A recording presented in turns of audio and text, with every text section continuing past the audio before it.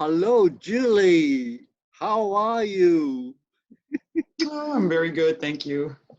Great. So we are now going to have a little chat. And first of all, let me welcome my viewers of Consciousness Shift. I'm Hakio, and today I have a great guest all the way from Canada, and she's Julie Claire Guenette. Did I pronounce your name correctly, Julie? Yeah, that's fine. You can just call me Julie Claire. All right. So, Julie, um, can you tell us something about yourself, your work, and whatever you want to talk about yourself? Sure. uh, well, if we start with a couple of labels, just because sometimes it's easier. Mhm. I'm a spiritual guide and an energy healer, and I am specialized in decluttering the soul landscape and the energetic structure around the bodies, around the physical body and all the aura structure. And I've been doing this for 20 years, and I absolutely adore my work. I have so much passion for what I do, and it just fuels me along, fuels me along through whatever suffering happens, whatever goes down. It always comes back to connecting to the soul and regrounding. And I've been at this for a long time. I had a very, very hard childhood and lots of traumas, and that really set the landscape for all the work I did in myself, which is now what I share with other people that have gone through similar things. Okay. But exactly how did you start this off? You had a mentor or? Yes. I was hitting a burnout, a pretty big burnout after finishing a master's degree in sociology. And I went to Montreal for a weekend to see a friend of mine, and she was working with a master alchemist. And I didn't seek to meet him or anything like that, but everything just conspired. And he looked at my soul and he saw a face crying. Oh. And it touched him so deeply that he took my hand and he said, "I don't know you and you don't know me, but my guides tell me that I need to train you." Oh. And I was like, "I don't know what you're talking about. I don't know what energy is. I don't know what the hell is going on here. Who are you? You know?" And I ended up doing a 2-year apprenticeship with him. Uh, very intense healings. And it just expanded my mind, which was, I had always been intuitive, but I had never really understood that's what it was.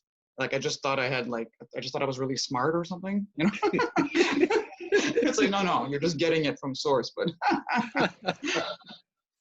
and Right. yeah, from there it just one after the other. As soon as I finished my apprenticeship with him, he moved out to Vancouver, and within 48 hours I had an email from another healer in my inbox saying, "I read your article about mantras, and I'm wondering if you want to hook up and hang out." And then that became my next mentor for like 10 years. Wow. And so it's like that when the student is ready, the teacher arrives, or whatever that quote is. That is exactly what I went through. I never went to find them. It's like I was ready and they arrived. So, I believe that saying because all masters don't have time for convincing the student. The Mhm. student got to be ready. Is that right, Julie Claire? Absolutely. And it's funny you say that, because that for me that's like a big issue with going online and like marketing and things like that, and it's like it's so alien to the way it really works. And I also believe actually your guides were guiding you and pushing you to meet all these people, the masters, and that's how it works in the spirit world, I believe.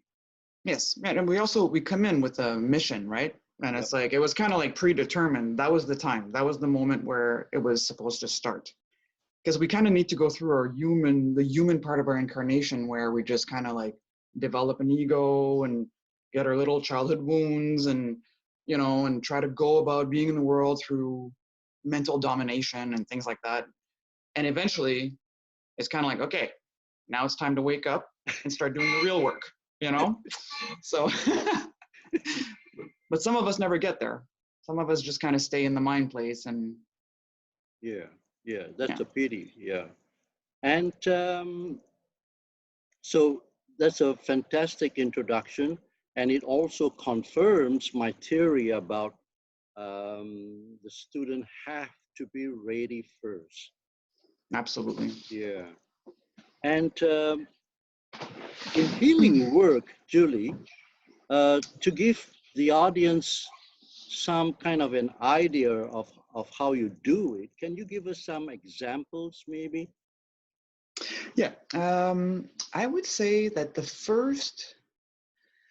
first decade of being an energy healer was very much more about spirit-based healing.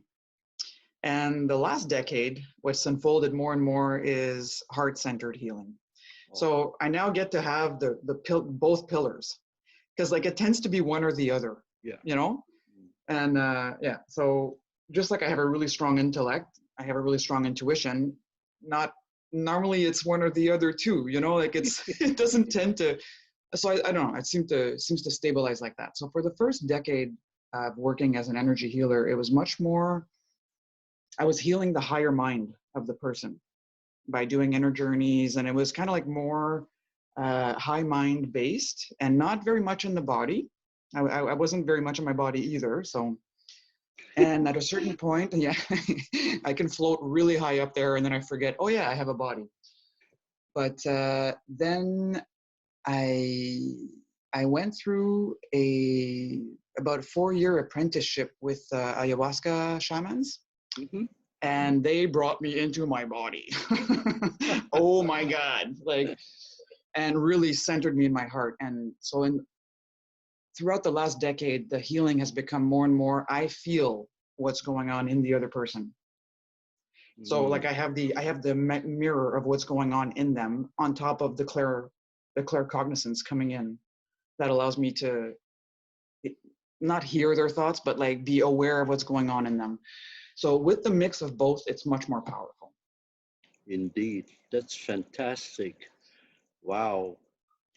I think on my side, it's probably the opposite, in the sense that in my healing journey, I deal with a lot of physical ailments and physical cases.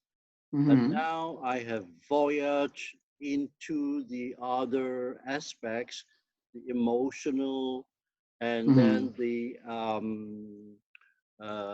people with attachments, and go deeper and deeper into the chakra systems and so on. Right. Yes. So it's interesting. I started physically, and then now it's more of energetic work, deep energy work, Julie. Interesting. Yeah. And what is your observation of those people that come you to help?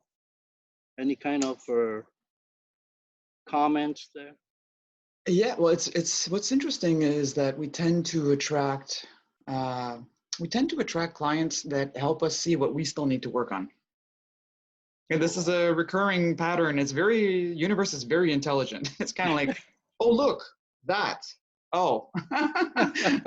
So for the first 5 years of my healing practice, it was very much focused on helping women heal their sexuality, their fertility issues,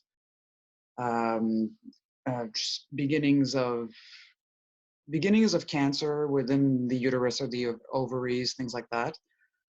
And just helping people kind of get back on track with understanding their guidance system and decluttering the whole psychic landscape because there's Wow. so many things in there that are not your guides, but they're acting like they are, Yeah. and we're listening to them. And, you know, so, yeah, so the first 5 years was very much focused on healing women, healing their sexuality and their fertility issues. Now, you mentioned something very interesting to me about women's fertility. Wow. Mm-hmm. On my side, it's always the physical aspect to balance their hormones with medications. And then if they have fallopian tube blockage, to do surgery, etc., on that stuff. But Mm-hmm. I also notice that many of these so-called infertile cases, it's a lot to do with the mind. It's beyond the mind. That has to do with the energetic structure. It has to do with what's in their Right, reproductive system. right. And I would counsel them about you don't really have to rely on these physical methods. And some of them actually it helped them a lot. And for example, I had one case. She has been trying for many years, and then I say, go take a vacation, you Mm-hmm. know? Yeah, it's like relax your uterus, you know. Yeah. And stop thinking I must be pregnant. I want to be pregnant. That creates a blockage. And you know Mm-hmm. what? Her husband then got a job in New Zealand, and then they were away for 2 years. And when they came back, she showed me her baby. Mm. I have such a beautiful story about one person, one Asian woman I worked with who had been trying to get pregnant for like almost 8 years, and she had gone through 3 rounds of whatever they give you, these fertility boosting craziness things. And she was about to go over the last round, and then she was accepting that it wasn't going to happen. You know, she was like starting to make peace with it, which is a really good place to be. Yeah. Because once you start making peace with something, you actually release it, and then it can actually happen if it needs to. Yeah. But when we went into, there's a soul alchemy journey where you go into the reproductive system, and there is an access through there to what we call the energetic umbilical cord Oh, with your mother. boy. And for most people, like when you're 14 years old, that should be cut. You know, like in most native cultures, they have rituals and things that you do to become a man or to become a woman or whatever. And often in our cultures, we've kind of lost track of that altogether. So when we went into that room, we found her mother in there. Oh, And her mother was saying, "You are not allowed to have a child. You are the youngest daughter. You are the one that has to take care of me. You are the only one that's not living in a poor country now," because she was like she was married to a rich European guy. And it was just like, "You're not allowed to have children. You have to take care of me." And the minute, you know, we cleared that out of her landscape, we made peace with that. I showed her how to release it from her field, because it's not really her mother in her, right? It's like a belief, and it's attached to her energy field. And I think it was about a month later that she got pregnant. oh, wow. You know, so it's kind of like, that's a really good example of, it doesn't matter how much shit you try to boost yourself up with. You know, if there's a part of you that is in an oath with someone else, whatever would go against that will not happen unless that oath is broken. And it goes like that even more, right? We've got like these oaths and contracts that we signed like many lifetimes ago, and we're still stuck in them. Yeah, this is also in parallel with some cases I've seen or I have come across, not with regards to fertility, but with regards to single women, women who remain single all their lives because they are supposed to take care of their parents, mothers, Mm. or surviving mothers or surviving fathers. And when I question them, it's like they are too duty bound, and they are not able to fly away from the nest. So it has affected quite a bit of people, you know, Julie. Absolutely. Absolutely. There are a lot of people that are stuck in oaths. Yeah. You know, it's like, and sometimes it's like, for a lot of people, like if we exclude things from other lives and other dimensions, and if we exclude that whole really trippy multiverse stuff, and we just stick to like one incarnation, a lot of these things are decided when you're a child. Oh, yeah. And it's like it's lodged into the reptilian and limbic brain. And there you are with your, you know, like logical mind thinking, well, I want to have a boyfriend. Of course I want to have a boyfriend. No. But these more archaic parts of you that actually ensure your survival and how to be within a tribe without dying and being rejected are way more powerful than your logical mind. And if there is a script in there that says, I have to take care of my mother, it doesn't matter how much your logical mind wants to find someone, it ain't going to happen. So there's all these levels to go work within the body. And I think you were just talking about that a little bit at the beginning, right? When some of the energetic healing that you're going into now is understanding the emotional sides and the attachments and basic survival. What's really interesting is that the ancestral programming and injunctions are in your survival brain. You know, so a lot of women carry an injunction. We've had it for thousands of years to take care of myself first is to hurt others. Oh. You know, like, and in certain cases, it was kind of true, you know, like, let's say my grandmother had 25 children. 25 children, and she fed a loggers camp every day. Do you think she was allowed to take a day off? No way. You know, so it's like, that's kind of like, it's like running in the back of your mind, and it affects everything, you know, you're seeing from the outside. So these are very powerful programmings, and they're kind of like, they're all within the collective unconscious. We're all kind of bathing in them, and some of us have them like really hooked into us.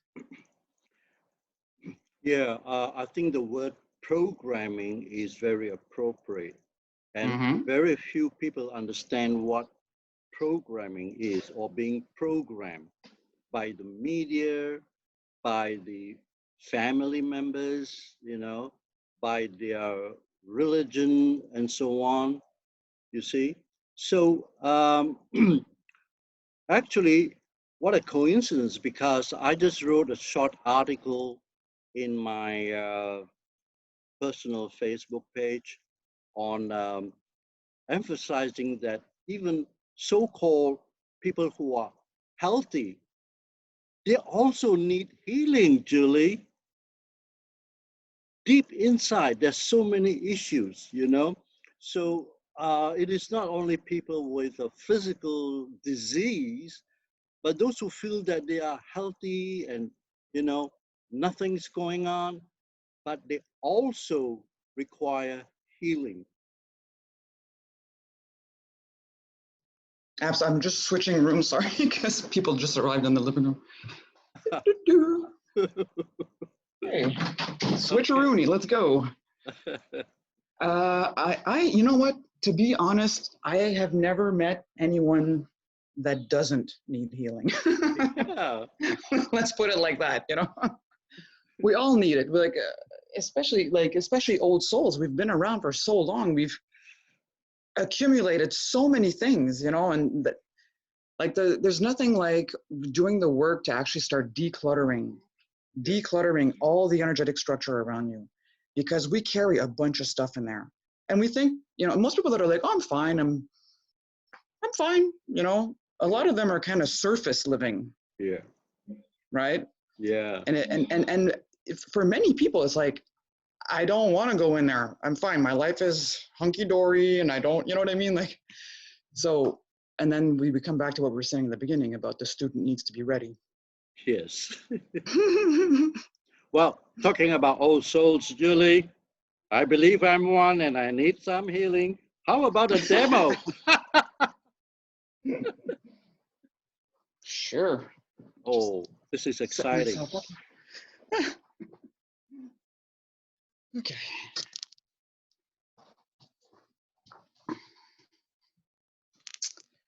So,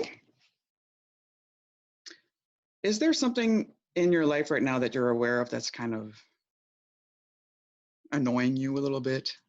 Something going on, some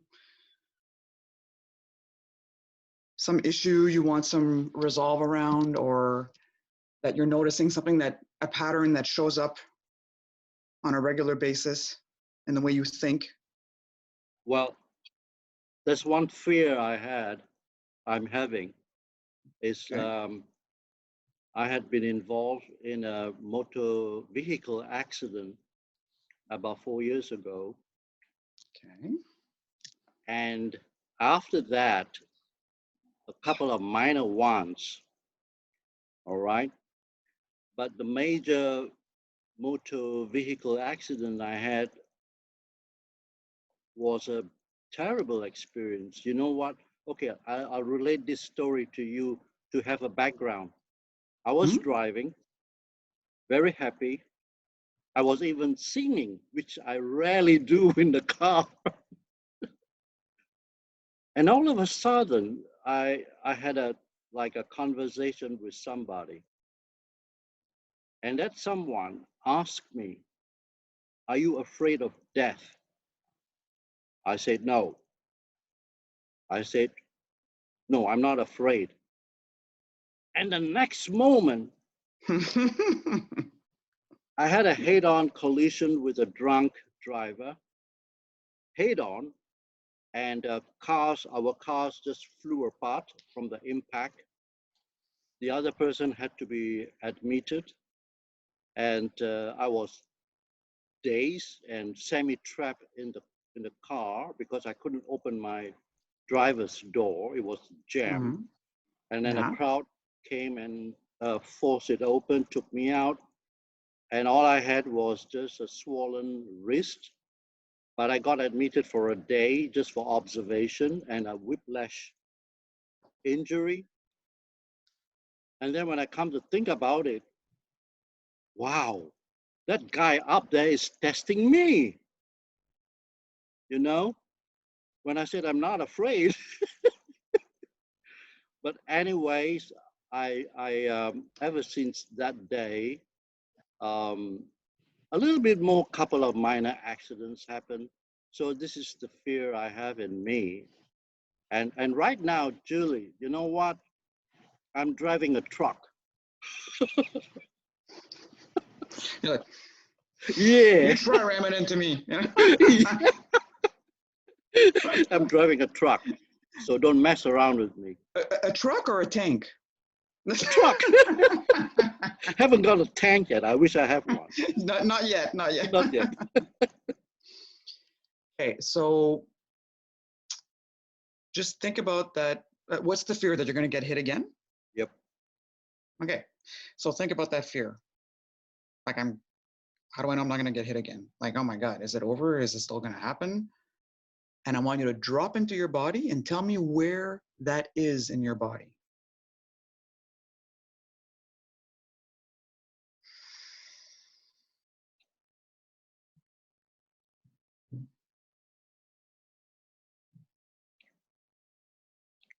I think it's heart-based. Yeah, like I feel it right under your heart. It's Yeah. like right between your heart and your plexus. Yeah. Yeah. I feel it so. Yeah, so dive into it. Close your eyes, bring all your attention into that area. We're not trying to get rid of something. We're not trying to clear anything. We just want to go see. We just want to go connect with it. And tell me, if it was an animal, what would it be doing right now?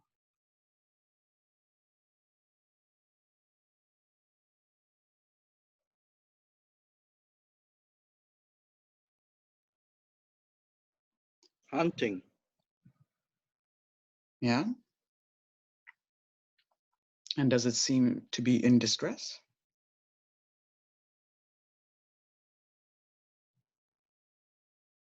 cautious, very cautious, and yeah, I sense it hyper vigilant. yeah. What would that animal need from you to be able to relax?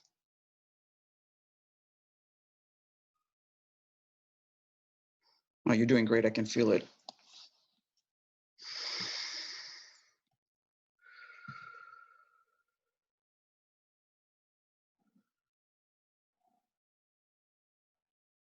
You got something to do with fear or something? Mm-hmm. So it's almost like it feels like the environment is hostile around it. Mm-hmm. You know, so you there with that animal, you just beam safety. This is your environment. This is your energy. You decide. Give that animal a place where it feels safe, where it can rest.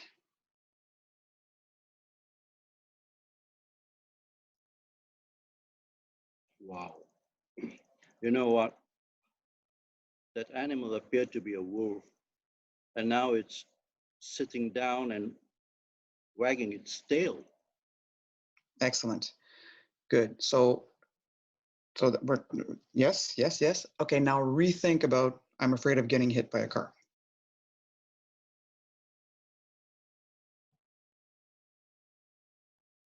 How much is left of that energetic knot that was going on?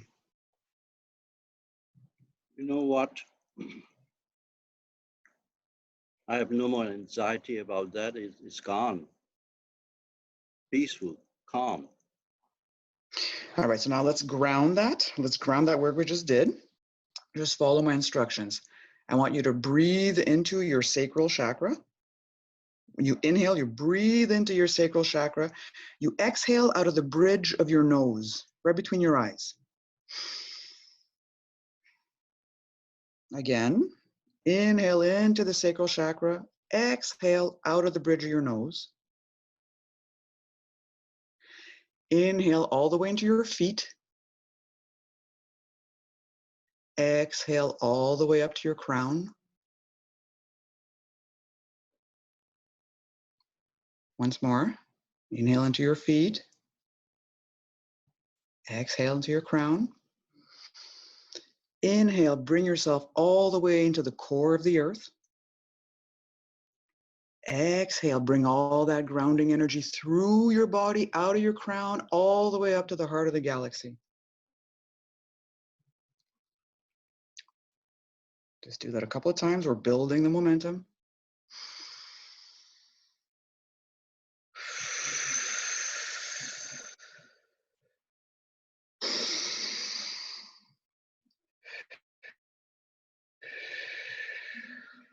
When you're ready on an exhale, you're going to bring it through your heart into the world. This is your new frequency.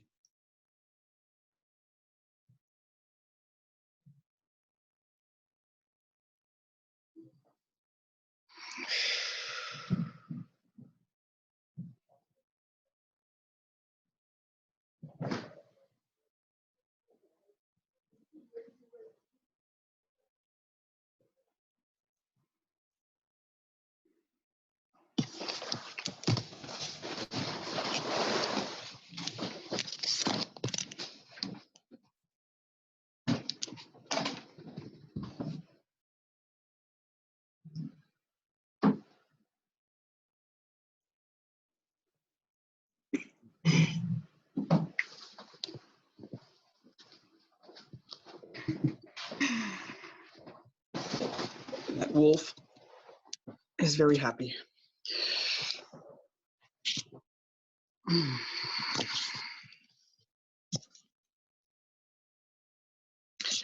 What you're doing when you're exhaling through your heart is you're literally sending that information out to all of humanity and to everyone's subconscious patterns, including your own. This is where I'm at with this.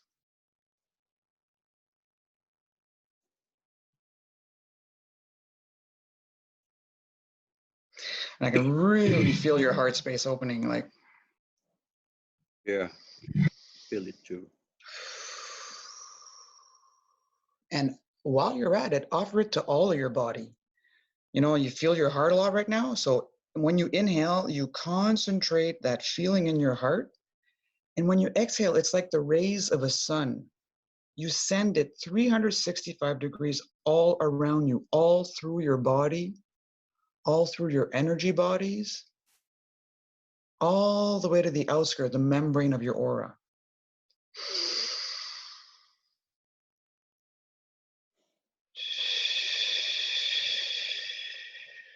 And we're offering that to every cell in your body, every little place.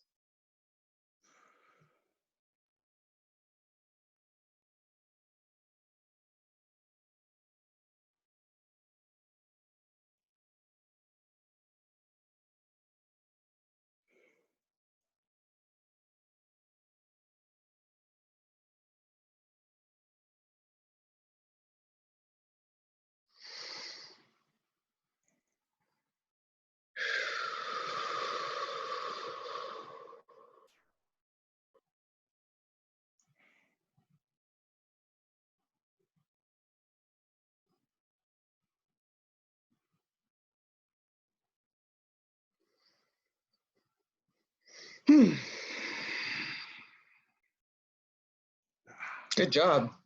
Thank you. Wow. Hey, Julie, do me a favor.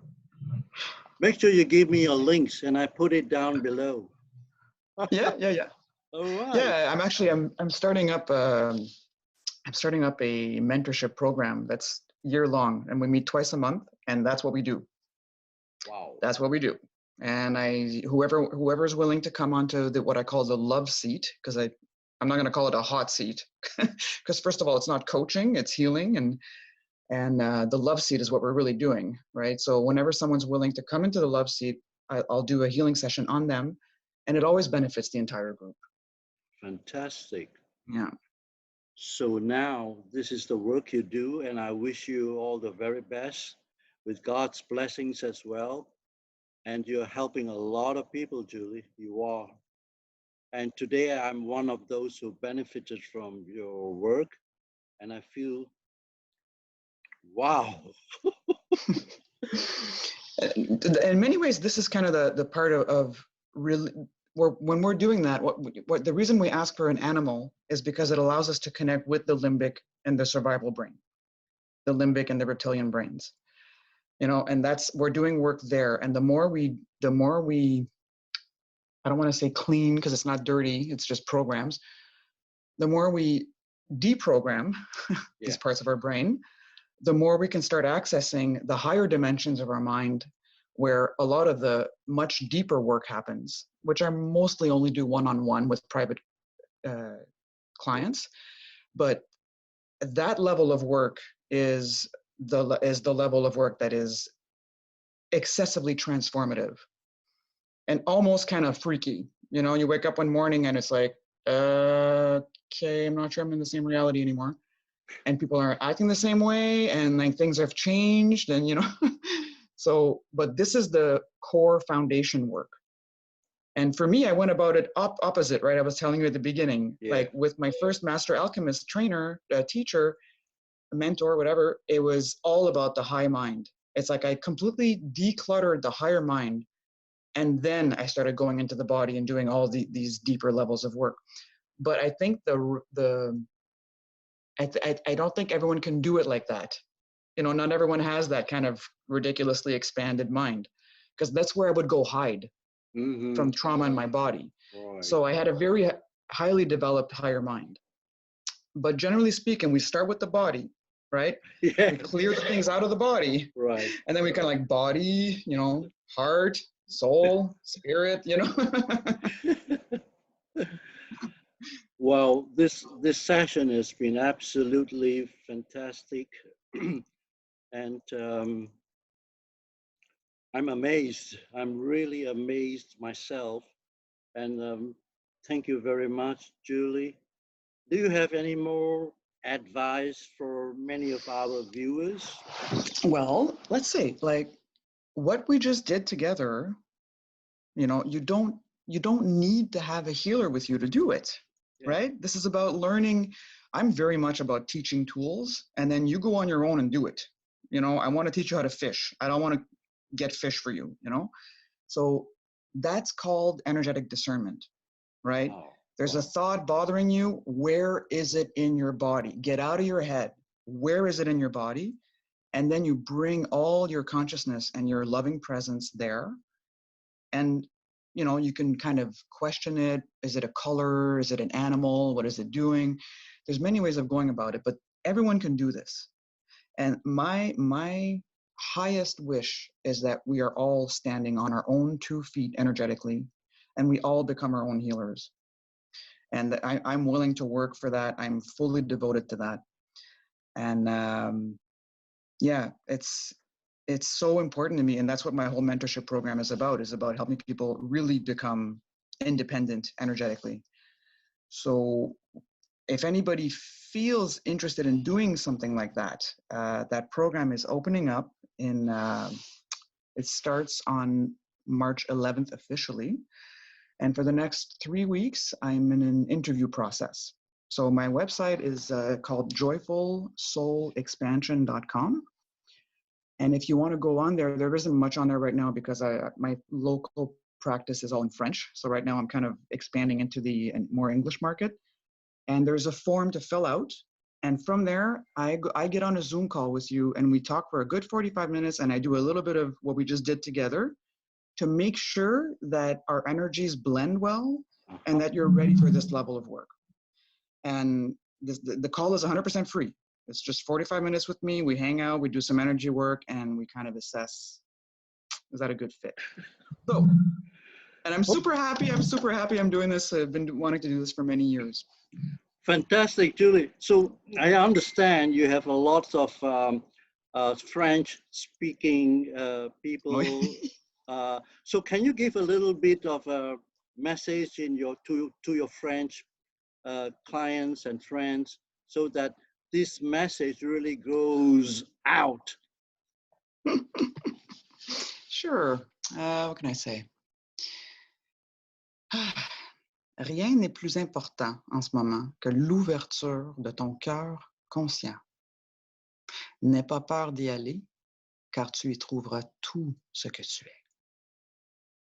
Oh, well, I have to check in my French dictionary. Google Translate. For the moment, I want to thank you, Julie, very much for this opportunity to talk to you. And perhaps one day we will go somewhere and have some coffee. Oh, yes. A double espresso with melted chocolate in it, please. And yeah, it's been so wonderful. And so shall I say a bientôt? À bientôt. Bye.